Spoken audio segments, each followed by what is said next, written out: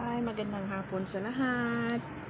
Samahan niyo ako tingnan yung mga magagandang views dito at maganda yung panahon ngayon kasi mayroong araw at hindi naman ganun kalamig ang panahon ngayon at ang weather dito sa Hong Kong ay nasa 24 degrees lang.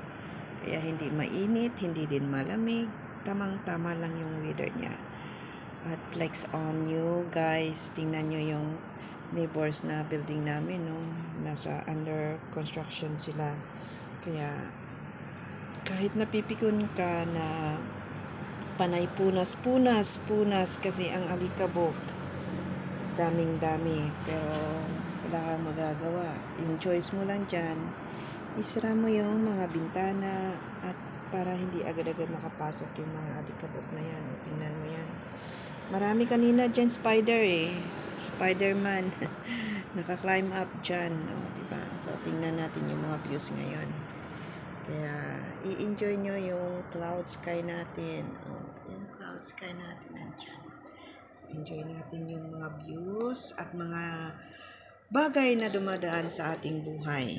Kaya, laging isipin, kapag may pangarap ka, lagi mong hahawakan, lagi mong iingatan. Pag nasa kamay mo na, huwag mo nang bitawan. Kahit ano man yan kahirap, kapit lang. Diba? Kasi alam ko, balang araw, makukuha natin yung mga pangarap natin sa buhay. Lagyan lang natin ng pagmamahal at effort, tiyaga. Ganun lang yun dapat. May effort na, may tiyaga pa. O, diba? Kaya, good luck sa atin mga OFW. At flex on ko na lang doon sa laging nagbabangayan, no? Ang mga OFW from Hong Kong to Middle East.